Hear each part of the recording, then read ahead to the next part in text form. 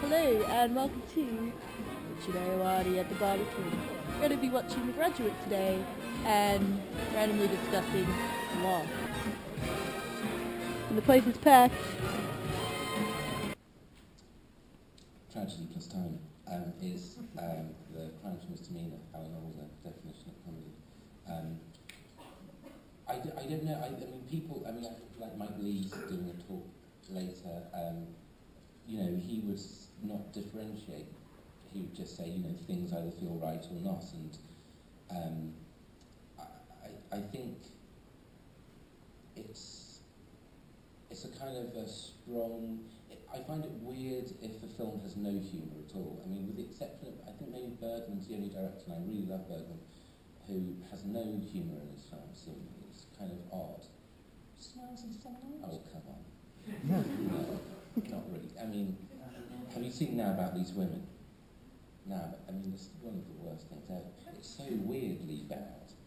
To someone who's just amazing, it's just like he's oddly, and he's funny in interviews, but it's something really weirdly. I mean, Through a Glass Darkly is not fun, like, at all. Like, I mean, not nothing. And that's just odd, like, to me, like, Taxi Driver is really funny, The Shining is funny, it's quite hard to make a film with no humour in it at all. And so, yeah, it just seems weird, it just would seem odd if there's something with no humour and you'd kind of feel that people were utterly opaque or inhuman.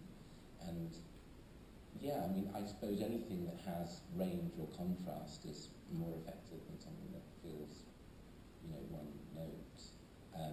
But with this, in a way, it's kind of and it's clear, I suppose, a bit from Mike Nichols' his own approach to things, that by being restrained and distant, I mean, Aki Kaurismäki does it brilliantly by not being overly sentimental, by being dry and reserved, that you lean into it. The saddest things in films are never when people cry. It's when people don't cry at something, or and the least funny thing is when someone laughs at something they've said. It's when someone doesn't think they're funny. So there's always a kind of tension between them. I have no idea what that answers your question. Can I ask it? You can do it. So it seems like you've become a big shot celebrity, and I see Sure. you've been hanging out with Ben Stiller, is that correct? I mean, I was contractually obliged to film. Have you got any? But yeah, I mean, I didn't water ski with him or anything. Okay, so no fun Hollywood anecdotes. I mean, it wasn't in Hollywood, it was in Atlanta for tax reasons. Which it's not, I mean, it really was. It's, no, I mean, I was in a kind of small, when I was there, where I stayed, my nearest shop was IKEA, and which I liked, actually. It had a great Scandinavian selection of food. And if you like to pickle stuff, it's great to have access to it. It's not quite living the dream. It's living a dream.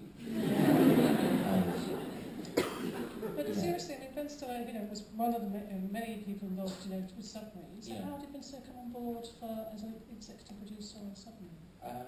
It was a slightly circuitous and odd thing in that he was about to make Greenberg, I think.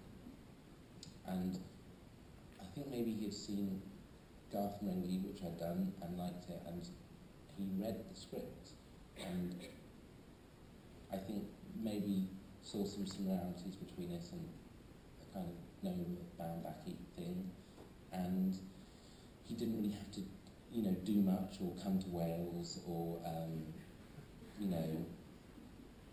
really simply benefited from his name, and so yeah, it was through that, and he was great on it. He was really nice, and yeah. I've seen an executive producer credit on the new film now. It says Michael Caine. Is that the Michael Caine? No, yes, it is. And yeah. how on earth did he become involved? I don't know. I honestly don't know how he became involved. I think don't know actually. He'd just done a film with Jessie, but yeah, he's moving into, into production, and I think he was a producer on Get Carter, and that was the last thing he did. So obviously he thought, really went for the producing. let's wait for this surefire hit. Yeah. Yeah. Okay, it's pretty. Yeah, slightly odd.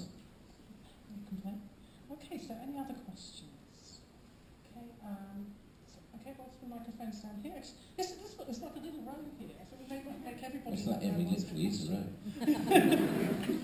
Okay. As a comedian, improv's really important, but as a filmmaker, did you utilise it when you were working with actors? And some... Yeah, I do bits for them, just, just stuff. I just say, what do you want me to come in the room as? Give me an object. And then Josie Lawrence would come in and do a song. And, well, yeah, I mean, actors, yeah, you tend to try and throw away the script as much as possible and hope that someone can come up with something better. And, yeah, you sort of use it in a way, yeah, or you encourage it from people who are good at it, and yeah, you kind of do the script and then try other things. Yeah, I mean, it can be great, it can be just interminable and awful and just full of people straining to try and be funny. It's a disaster. But, with people who are great, it can be really good. Both of your features, you've adapted the work of others, but you've written it. Would you consider directing a feature film that's work that you haven't written yourself? You haven't done the scripting? Possibly. This I co-wrote, and because there really is nothing to directing. It feels that if you haven't had some hand in the writing, you haven't. What do you even say when someone says, "Should they be wearing this?" I don't know. I'd be constantly worried that I wasn't doing what the writer hoped for or expected. I'd have that worry all the time.